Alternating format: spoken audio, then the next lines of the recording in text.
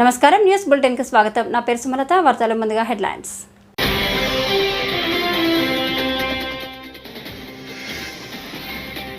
TTD laddu వ్యవహారానికి సంబంధించి supreme court విచారణలో వాస్తవాలు బయటకు వస్తున్నాయని మాజీ మంత్రి వెల్లంపల్లి శ్రీనివాస్.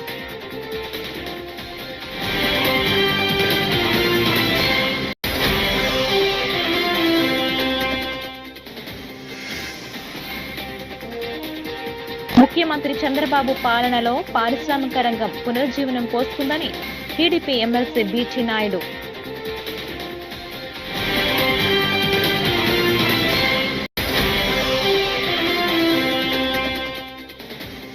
తిరుమల లడ్డూ వివాదంపై వైఎస్ఆర్సీపీ కోర్టుకు వెళ్లడంతో భయపడిన సీఎం చంద్రబాబు సిట్ వేశారని వైఎస్ఆర్సీపీ ప్రధాన కార్యదర్శి సజ్జల రామకృష్ణారెడ్డి.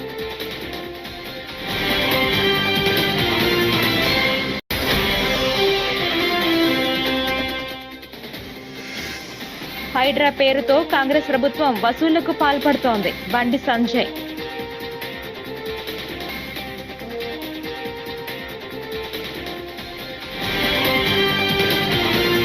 ఇక డీటెయిల్స్ చూస్తే, టీటీడీ లడ్డు వ్యవహారానికి సంబంధించి సుప్రీంకోర్టు విచారణలో వాస్తవాలు బయటకు వస్తున్నాయని మాజీ మంత్రి వెల్లంపల్లి శ్రీనివాస్ అన్నారు. సోమవారం మీడియాతో మాట్లాడుతూ కోట్లాది మంది భక్తుల మనోభావాలు దెబ్బతీసే విధంగా ఆరోపణలు జరిగాయన్నారు. రాజ్యాంగబద్ధమైన పదవిలో ఉన్న సీఎం చేసిన వ్యాఖ్యలపై విచారణ చేయాలని డిమాండ్ చేశారు. చంద్రబాబు తరపున న్యాయవాదులు ఆ నెయ్యి ట్యాంకర్లు వాడలేదని కోర్టులో చెప్పారన్నారు. శ్రీవారి భక్తులు కల్తీ ఆరోపణలు చేసినప్పటికీ నుంచి ఆవేదనగా ఉన్నారన్నారు. వెలువడినాయో ఒక వెంకటేశ్వర భక్తుడిగా నాలో ఉన్న ఆవేదన చాలా వరకు తగ్గిందని భావిస్తున్నాను. ఎందుకంటే ఇది దాదాపు కోట్లాది మంది భక్తుల యొక్క మనోభావాల్ని దెబ్బతీసే విధంగా గతంలో మనం చూసాం. కానీ ఈరోజు సుప్రీంకోర్టు విచారణలో చాలా వరకు వ్యాఖ్యలు బయటికి రావడం జరిగింది. ఏదైతే ఒక రాజ్యాంగబద్ధమైన పోస్టులో ఉన్న ముఖ్యమంత్రి ఏ విధంగా కల్తీ జరుగుతుంది అని చెప్పి సుప్రీంకోర్టు ప్రశ్నించడం కానివ్వండి, ఆ నెయ్యిని వాడినట్టుగా ఆధారాలు దొరకలేదని చెప్పడం కానివ్వండి, సుప్రీంకోర్టు తీర్పులో వచ్చిన ఇవన్నీ కూడా ఈరోజు విచారణలో వచ్చిన మాటలన్నీ కూడా, అదేవిధంగా ఏదైతే ఈ ప్రభుత్వం తరపున అంటే మన చంద్రబాబు ప్రభుత్వం తరపున వాదించిన అడ్వకేట్ కూడా ఆ ట్యాంకర్లను వాడలేదని చెప్పడం కానివ్వండి, పూర్తిగా కూడా చాలా వరకు భక్తుల మనోభావాలకి ఆవేదనకి గురికాకుండా ఉండే విధంగా ఈరోజు సుప్రీంకోర్టు యొక్క వ్యాఖ్యలు చూస్తే అర్థమవుతుంది. దయచేసి నేను ఒక్కటే కోరుకునేది, కోట్లాది మంది భక్తులు గత కొద్ది రోజుల నుంచి చాలా ఆవేదనతో బాధపడిన పరిస్థితులు. ఎందుకంటే ప్రతి ఒక్కళ్ళు కూడా ఎలవేల్పుగా చూసుకునే వెంకటేశ్వర స్వామి గారి యొక్క ప్రసాదాన్ని కల్తీ జరిగిందని చెప్పని బాధపడే పరిస్థితి, చాలామంది భక్తులు బాధపడిన పరిస్థితి నేను దగ్గరుండి చూశాను. ఈరోజు సాక్ష్యాధారాలతో సహా సుప్రీంకోర్టులో అంటే ఇటు వైవి సుబ్బారెడ్డి గారు కానీ వేనేయండి, లేకపోతే సుబ్రహ్మణ్యం స్వామి గారు వేనేయండి, ఇతరులు చాలామంది కూడా దీని మీద సుప్రీంకోర్టులో విచారణకి కోరుకున్న పరిస్థితులు మనం చూసాం. కానీ ఒక ముఖ్యమంత్రి స్థాయిలో ఉన్న వ్యక్తులు ఇటువంటి ఆధారాలు లేకుండా మాట్లాడడం అనేది బాధ్యతారాహితంగా ఉన్నాయనేది మనకి ఈరోజు అర్థమవుతుంది. పూర్తిగా కూడా ఈరోజు సుప్రీంకోర్టు విచారణలో తెలిసింది ఆ బళ్ళు వాడలేదని చెప్పని. అదేవిధంగా ఒకవేళ మీకు ఆ యొక్క దీంట్లో తీర్పు వచ్చుంటే కానీ మన ల్యాబ్లో రిపోర్ట్ వచ్చుంటే రెండో ల్యాబ్కి ఎందుకు మీరు ఒపీనియన్ పంపలేదని చెప్పడం కానివ్వండి, ఎందుకు ఇన్నాళ్ళు గ్యాప్ ఇచ్చారు, జూలై 23వ తారీఖు జరిగితే సెప్టెంబర్ 18వ తారీఖు వరకు ఎందుకు మీరు దీన్ని గోప్యంగా ఉంచారు, అదేవిధంగా సిట్టు వేయాల్సిన అవసరం ఏంటి, ఇవన్నీ కూడా కోర్టు ప్రశ్నించింది. ఇవన్నీ కూడా అంటే భక్తులకు ఎన్నో అనుమానాలు ఉన్నాయి. అనుమానాల్ని తొలగించే విధంగా కోర్టే ఈరోజు సుప్రీంకోర్టే ఇవన్నీ ప్రశ్నించినందుకు ఒక వెంకటేశ్వర భక్తుడిగా ముఖ్యమంత్రి చంద్రబాబు పాలనలో పారిశ్రామిక రంగం పునర్జీవనం పోసుకుందని టీడీపీ ఎమ్మెల్సీ బీటీ నాయుడు తెలిపారు. సోమవారం మీడియాతో మాట్లాడుతూ వైసీపీ పాలన అన్ని రంగాలు భ్రష్టు పట్టుకుపోయాయన్నారు. జగన్ను కానీ వైసీపీ ప్రభుత్వాన్ని కానీ చూస్తే పారిపోయే పరిస్థితికి జనం వచ్చారన్నారు. యువత కూడా ఉద్యోగాలు లేక అనేక ఇబ్బందులు పడ్డారని చెప్పారు. పారిశ్రామిక రంగం అన్ని రకాలుగా ఇబ్బంది పడేది అంతా చూశారన్నారు. పారిశ్రామిక రంగాన్ని ఒకసారి చూసినట్లయితే జగన్ అంటే వైసీపీ ప్రభుత్వం అంటే అందరూ కూడా పారిపోయే పరిస్థితి మనం చూసాం. ఉదాహరణ తీసుకున్నట్లయితే అమర్రాజ్ బ్యాటరీస్, జువారీ కంపెనీస్ వేల కోట్లు మనకు ట్యాక్స్ కట్టి ఎంతో ప్రతిష్టాత్మకమైనటువంటి ఈ కంపెనీస్ జగన్ అంటే భయపడే పరిస్థితి, భయపడి పారిపోయినటువంటి పరిస్థితి. వాళ్లే కాదు, గత 5 సంవత్సరాలుగా పారిశ్రామిక రంగం మొత్తం కుదేలైపోయి ఉద్యోగాలు లేక యువత అంతా కూడా ఏ రకంగా ఇబ్బంది పడుతున్న విషయం మీ అందరికీ తెలుసు. దీనికి కారణం ఆనాటి ముఖ్యమంత్రి జగన్ రెడ్డి అనుసరించినటువంటి విధానం. ఈయన ఉత్తుత్తి అన్నీ మీట్లు పెట్టడం, విదేశాల నుంచి ప్రతినిధులు వచ్చినట్లను ఒక భ్రమ కలిగించడం, ఇంకా రకరకాల మోసాలు మాయలు అన్నీ చేశాడు.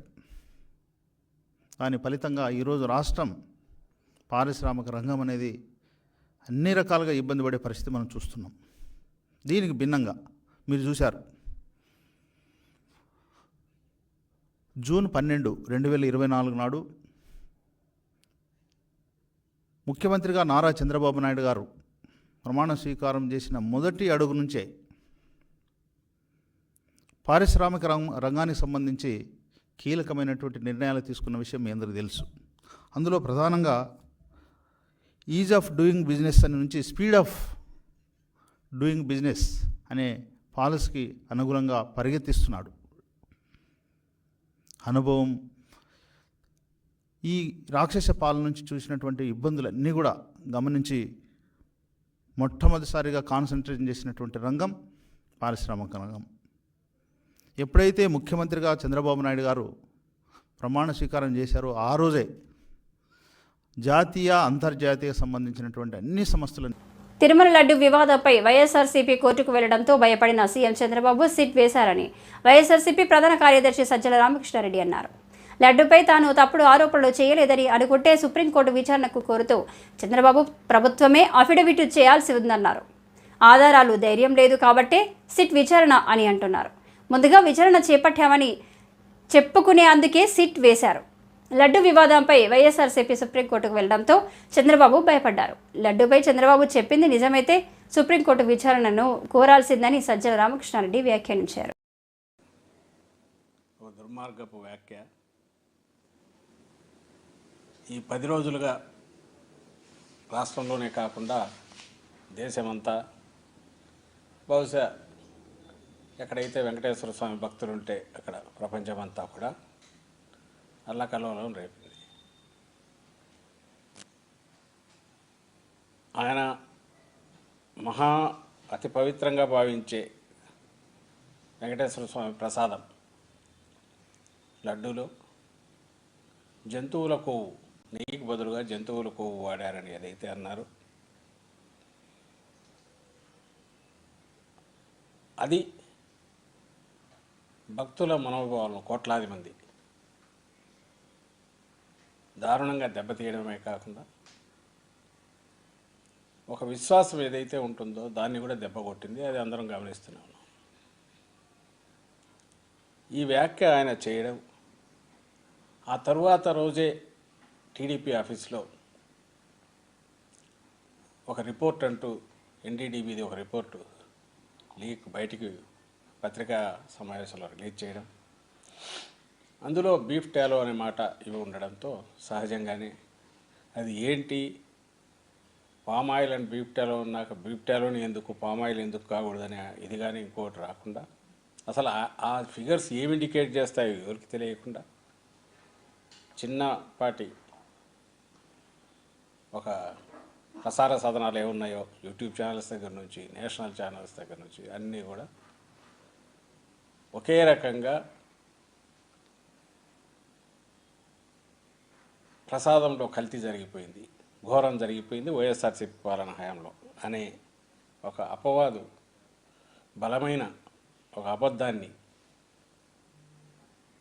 అన్ని శక్తులు ఏకమై శక్తివంతంగా దాన్ని ముందుకు తోశాయి, చాలా బలంగా తోశాయి.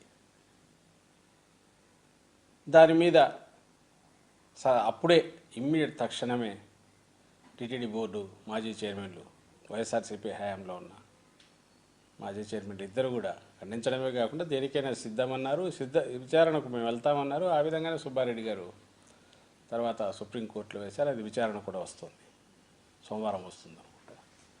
దాన్ని అడ్మిట్ చేసుకున్నారు, సోమవారం విచారణకు వస్తుంది. దాని తర్వాత జగన్మోహన్ రెడ్డి గారు 2 సార్లు మీడియాతో మాట్లాడి నిన్న కూడా మాట్లాడారు, అన్ని పూసగుచ్చినట్టు వివరించారు. ఈరోజు నేను చెప్పదలుచుకున్నది అయితే ఈ 10 రోజులైనా ఇంకా 10 ఏళ్ళైనా చంద్రబాబు నాయుడు గారు ఏదైతే కామెంట్ చేశారో, వ్యాఖ్య చేశారో, దుర్మార్గపు వ్యాఖ్య, ఒక అపచారం ఏదైతే, ఘోరమైన అపచారం ఏదైతే చేశారో,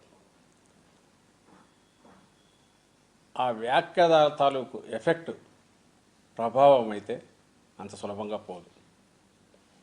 దాన్ని మళ్ళీ భక్తుల్లో ఆ విశ్వాసం పాదుగొల్పాల్సింది.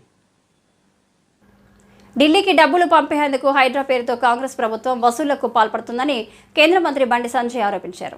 కరీంనగర్లో నిర్వహించిన మీడియా సమావేశంలో ఆయన మాట్లాడారు. హైడ్రా మంచిదనుకొని మద్దతులిచ్చాం, కానీ ఇలా చేస్తారనుకోలేదని ఎద్దేవా చేశారు. రాష్ట్ర ప్రభుత్వం మంచి ఆలోచనతో ముందుకెళ్తుందని అనుకున్నాం, కానీ పేదలకు నిల్వ నీడ లేకుండా చేస్తారనుకోలేదని అన్నారు. హైడ్రా దాడులపై బీజేపీ ఉద్యమించేందుకు సిద్ధమయ్యిందని పేర్కొన్నారు. మేమనుకున్నాం హైడ్రా ఒక మంచి ఆలోచన ఉంది కదా, అరే మంచి ప్లాన్తో ప్రభుత్వం ఉన్నట్టున్నది, ఏం చెడు ఆలోచన ఏం లేనట్టుందో మేము అనుకున్నాం. కానీ ఇంకా పేదలు ఉసురు పోసుకుంటారు, పేదలు పుట్ట కొడతారు, పేదలకు నిల్వ నీడ లేకుండా చేస్తారని చెప్పి మేము ఎప్పుడు ఆలోచించాం. వాళ్ళంతా ఢిల్లీ నుంచి డైరెక్షన్. ఇలా రేపు మా పని చేస్తారు, టీఆర్ఎస్ పార్టీ అయ్యప్ప సొసైటీ పేరుతో కొన్ని కూర్చుంటే అంత పైసలు తప్పి ఇలా హైడ్రా పేరుతో చేస్తారు. ఇలా మెల్లగా తిరిగి క్లోజ్ చేస్తారు. ఇక క్లోజ్ చేయాల్సిందే, మరి వట్టి ఎక్కువ చేయరు. పెద్ద పెద్ద వ్యక్తుల దగ్గర నుంచి మళ్ళీ కలెక్షన్ చేస్తారు. కలెక్షన్ చేసి మళ్ళా ఢిల్లీ పైసలు పంపాలి. ఢిల్లీ పైసలు పంపాలంటే హైడ్రా అయినా వీళ్ళకి పెద్ద ఆయుధం, ఢిల్లీ పైసలు పంపడానికి. ప్రముఖ తమిళ నటుడు కార్తీ విజయవాడ కనకదుర్గ అమ్మవారిని దర్శించుకున్నారు. ఆయన నటించిన సత్యం సుందరం చిత్ర ప్రచారంలో భాగంగా కార్తీ విజయవాడ వచ్చారు. చిత్ర బృందంలో కలిసి ఇంద్రకిలాద్రికి వచ్చిన కార్తీకి ఆలయ అధికారులు స్వాగతం పలికారు. అమ్మవారి దర్శనం అనంతరం పండితులు వేదాశీర్వచనం చేసి అమ్మవారి చిత్రపటం ప్రసాదం అందజేశారు. 2013లో ఓసారి దుర్గమ్మను దర్శించుకునేందుకు వచ్చానని కార్తీ చెప్పారు. మళ్ళీ ఇప్పుడు కనకదుర్గమ్మ సన్నిధికి రావడం చాలా సంతోషంగా ఉందన్నారు. ప్రజలంతా సంతోషంగా ఉండాలని ఆకాంక్షించారు. సత్యం సుందరం చిత్రం మంచి ఆదరణ పొందుతుందని సంతోషం వ్యక్తం చేశారు.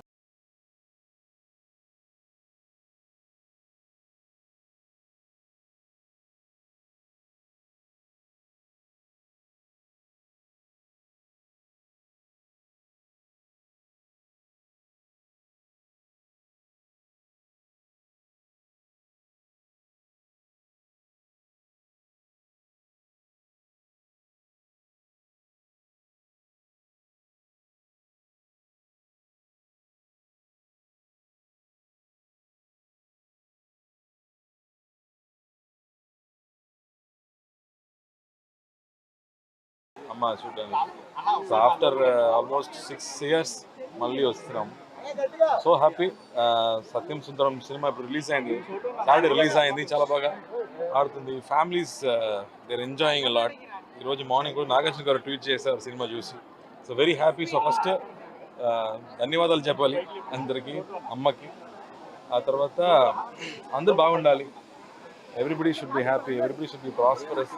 అదే నా ప్రేయర్, నా కోసం మాత్రం కాదు, ఎప్పుడు నన్ను ప్రే చేస్తుంది అందరి కోసం. Very very happy. Next year అండి, ఇప్పుడే రిలీజ్ అయింది. కూల్చాల్సి వస్తే మొదటగా హైడ్రా కమిషనర్ కార్యాలయాన్ని కూల్చాలి అని కేటీఆర్ అన్నారు. 8 ఏళ్లు మున్సిపల్ మినిస్టర్గా పనిచేసిన అనుభవంతో నేను చెబుతున్నాను. కూల్చాల్సి వస్తే మొదట హుసేన్ సాగర్ నాలా మీద ఉన్న బుద్ధ భవన్ను కూల్చాలి. అందులోనే హైడ్రా కార్యాలయం ఉంది. బుద్ధ భవన్లోనే హైడ్రా కమిషనర్ ఉంటారు, ఎలక్షన్ కమిషనర్ ఉంటారు అని కేటీఆర్ పేర్కొన్నారు. ఇంకొక మాట కూడా నేను రేవంత్ రెడ్డి గారిని అడుగుతా ఉన్నా. కూల్చాల్సి వస్తే, and I'm saying this as a minister who worked in municipal department for 8 years. 8 ఏళ్ళు మున్సిపల్ మినిస్టర్గా నేను పనిచేస్తున్నాను. కూల్చాల్సి వస్తే మొదట కూల్చాల్సింది నాలాల మీద ఉన్న వాటిని కూల్చాలంటున్నారు కదా, ఫస్ట్ కూల్చాల్సింది హైడ్రా కమిషనర్ ఆఫీసు. బుద్ధ భవన్ ఏదైతే ఎక్కడైతే హైడ్రా కమిషనర్ కూర్చున్నాడో అదే FTL మీద ఉంది. అసలు FTL అంటారు సార్, నాలా మీద ఉంది. హుసేన్ సాగర్ పక్కనే ఉండే నాలా మీద బుద్ధ భవన్ దానిలోనే ఎలక్షన్ కమిషనర్ ఉంటాడు, యువతల దిక్కు వస్తే హైడ్రా కమిషనర్ ఉంటాడు, అందులోనే విమెన్స్ కమిషన్ ఉంది. ఫస్ట్ ఆ బిల్డింగ్ కొట్టాలి మీరు నిజంగానే కూల్చాల్సి వస్తే. రెండోది ఏం కొట్టాలి తెలుసా మీరు? ఏ జిహెచ్ఎంసీ అయితే పర్మిషన్లు ఇస్తుందో ఆ జిహెచ్ఎంసీ బిల్డింగ్ను రెండోది కొట్టాలి. ఎందుకంటే జిహెచ్ఎంసీ బిల్డింగ్ కూడా నాలా మీదే ఉంది. మరి నువ్వు ఇతరులకు శుద్ధులు చెప్పే ముందు నీ కాడికెళ్ళి మొదలు పెట్టాలి కదా. Charity begins at home. Congress వాళ్ళు ఆ కనుగోలు గారు ఏదో కొత్త టీం పెట్టిండట 500 మందిని పెట్టి ప్రచారం ఎట్లాంటి వీళ్ళంతా ఆక్రమణదారులు, వీళ్ళందరూ కూడా ఎఫ్టీఎల్లో కట్టినరు, బఫర్ జోన్లో కట్టినరు. అంటే మరి ఇన్ని రోజులు గుడ్డి గుర్రాల పనులు తోమినరా మీ ప్రభుత్వాలు? గతంలో కాంగ్రెస్ ప్రభుత్వాలు 50 ఏళ్ళ మీ నిర్వాహకమే కదా ఇవాళ వాళ్ళందరూ ఇంత అవస్థలు పడ్డానికి కారణం. 50 ఏళ్లలో ఎన్నడన్నా పట్టించుకున్నారు? ఇగో ఇది 2016లో మా ప్రభుత్వం వచ్చిన తర్వాత ఫస్ట్ టైం హైదరాబాద్లో చెరువులు వాటి యొక్క ఎఫ్టీఎల్లు వాటి బఫర్ జోన్లు డ్రా చేస్తూ ఫస్ట్ టైం ఒక జీవో ఇచ్చిన ప్రభుత్వం మా ప్రభుత్వం 2016లో. అంటే అదివరకు 1950 తిరుమల లడ్డు వివాదంలో సీఎం చంద్రబాబుపై సుప్రీంకోర్టు మండిపడిన విషయం తెలిసిందే. దీనిపై మాజీ మంత్రి ఆర్కే రోజా స్పందించారు. తమ అధినేత జగన్ను టార్గెట్ చేయాలని చంద్రబాబు ఈ ఆరోపణ చేశారని చెప్పారు. ఈ వివాదంపై సిబిఐ విచారణకు సుప్రీంకోర్టు ఆదేశాలు ఇవ్వాలని కోరారు. చంద్రబాబు పరిధిలోని సిట్ దీనికి విచారణ జరిపితే నిజాలు బయటకు రావని అభిప్రాయపడ్డారు. భక్తుల మనోభిప్రాయాలను పునరుద్ధరించాలని దానికి సుప్రీంకోర్టు కలుగజేసుకొని ఇది విచారించి నిజానిజాలు తెలపాలని మొదటి నుంచి మేము కోరుకుంటూనే ఉన్నాం. ఈరోజు సుప్రీంకోర్టు ఈ కేసుని మరి స్వీకరించడం జరిగింది. ఈ కేసులో సుప్రీంకోర్టు కనుక కరెక్ట్ గా విచారిస్తే చంద్రబాబు నాయుడు అనుకో చేసిన అబద్దాలు ఖచ్చితంగా బయటకు వస్తాయి. ఎందుకంటే మీరే చూశారు, చంద్రబాబు నాయుడు లాంటి వాళ్ళు ఒక సీఎం స్థాయిలో ఉండి తప్పు జరిగిందా లేదా అని విచారణ చేయకుండా, ఎటువంటి సాక్ష్యాధారాలు లేకుండా కేవలం జగన్మోహన్ రెడ్డి గారిని టార్గెట్ చేయాలి, ఆయన మీద నింద వేయాలి, ఆయన్ని హిందువులకి దూరం చేయాలన్న ఒక దురుద్దేశంతోనే ఈ యొక్క కామెంట్ చేశాడు అనేది స్పష్టం కాబోతుంది. ఎందుకంటే ఈరోజు సుప్రీంకోర్టు ఈ కేసు తీసుకునేంత వరకు, ఆ డేట్ అనౌన్స్ చేసేంత వరకు సిట్ వేయనే లేదు. అంటే ఉన్నత స్థాయి విచారణ ఎక్కొట్టాలి, ఉన్నత స్థాయి విచారణ జరిగితే తాను చెప్పిన అబద్దం బయటపడుతుందన్న భయంతో సిట్ ని హడావిడిగా ఏర్పాటు చేయడం మనం అందరం కూడా గమనించాలి. మొదటి నుంచి మాకు సిట్ మీద ఎందుకు నమ్మకం లేదు అంటే, తన పరిధిలో ఉన్న సిట్ ని చంద్రబాబు నాయుడు వేస్తే ఆల్రెడీ తను ఒక జడ్జిమెంట్ ఇచ్చేశాడు కాబట్టి దానికి లోబడే అధికారులు అబద్దాలు మాట్లాడతారు, నిజాలు చెప్పరు. ఎందుకంటే ఈరోజు సిట్ లో వేసిన అధికారి అడిషనల్ డీజీ, ఆయన కన్నా పెద్ద ర్యాంక్ లో ఉన్న టీటీడీ ఈఓ, మరి ఐఏఎస్ ఆఫీసరు మొదట మాట్లాడిన స్టేట్మెంట్ కి చంద్రబాబు నాయుడు గారు అబద్దం చెప్పిన స్టేట్మెంట్ తర్వాత మాట్లాడిన దానికి తేడా చూస్తేనే ఈ సిట్ అనేది సిట్ అండ్ స్టాండ్ కి తప్ప దేనికి పనికిరాదనేది అర్థమైంది. అందుకే మేము మొదటి నుంచి అడిగాము, సుప్రీంకోర్టులో విచారణ జరగాలి, సిబిఐకి డైరెక్షన్ ఇచ్చి విచారిస్తే ఖచ్చితంగా మత కల్లోలాలు సృష్టించాలనుకున్న చంద్రబాబు నాయుడు అనుకో అందరికీ కూడా బుద్ధి చెప్పే అవకాశం దొరుకుతుందని. సో ఈరోజు విచారణ స్టార్ట్ అయింది. దీన్ని సిబిఐకి అప్పచెప్పి సిట్టింగ్ జడ్జి పర్యవేక్షణలో మరి విచారణ జరిగితే ఖచ్చితంగా హిందువుల మనోభిప్రాయాల్ని గౌరవించిన వాళ్ళం అవుతాం, పునరుద్ధరించిన వాళ్ళం అవుతాం. లేకపోతే చంద్రబాబు నాయుడు బాపట్ల పట్టణంలో 2 టౌన్ పోలీస్ స్టేషన్ ఏర్పాటు చేయాలని బహుజన్ సమాజ్ పార్టీ నియోజకవర్గ ఇన్ఛార్జ్ గుదే రాజారావు పేర్కొన్నారు. సోమవారం కలెక్టరేట్ ఎదురు ఆయన మీడియాతో మాట్లాడారు. బాపట్ల రైలుపేట, ఎంఆర్ నగర్, ఉప్పరపాలెం, బేతనీయ కాలనీ తదితర 6 వార్డులు కలిపి 2 టౌన్ పోలీస్ స్టేషన్ ఏర్పాటు చేయాలని జిల్లా ఎస్పీకి వినతి పత్రం అందించినట్లు ఆయన పేర్కొన్నారు. జనాభా పెరుగుదల, శాంతి భద్రతల దృష్ట్యా అవసరమన్నారు. నమస్కారం అండి. ఈరోజు గౌరవ ఎస్పీ గారిని కలవడం జరిగింది. బాపట్ల టౌన్లో, బాపట్ల జిల్లా head quarter, Bapatla parliament head క్వార్టర్లో 2 టౌన్ పోలీస్ స్టేషన్ ఏర్పాటు చేయాలని, పెరుగుతున్న జనాభా దృష్ట్యా, డెవలప్ అవుతున్న పరిస్థితుల ప్రాంతాలను దృష్టి పెట్టుకొని రైల్వే ట్రాక్ అవతల ఏరియా మొత్తం, రైలుపేట ఏరియా మొత్తం, ఎంఆర్ నగరు, బృందావన కాలనీ, సుమారుగా 6-7 వార్డులు కలిపి ఒక 2 టౌన్ పోలీస్ స్టేషన్ ఏర్పాటు చేయాలని గౌరవ ఎస్పీ గారికి అర్జీ చేయడం జరిగింది. ఇప్పుడు గతంలో ఉన్న పాత పోలీస్ స్టేషన్ని శుభ్రం చేసి ఆ పోలీస్ స్టేషన్ స్థానంలో 2 టౌన్ పోలీస్ స్టేషన్ కేటాయించి దానికి తగిన సిబ్బందిని కేటాయించాలని ఎస్పీ గారిని కోరడం అయింది. ఎస్పీ గారు సానుకూలంగా స్పందించి నేను ప్రభుత్వం దృష్టికి తీసుకొచ్చి త్వరలో నేను ఏర్పాటు చేస్తానని మాకు మాట ఇవ్వడం జరిగింది. మీడియా పరంగా ఎస్పీ గారికి ధన్యవాదాలు తెలియజేసుకుంటున్నాం. జై భీమ్, జై భారత్. ఈ వార్తలు ఇంతటితో సమాప్తం. నమస్కారం.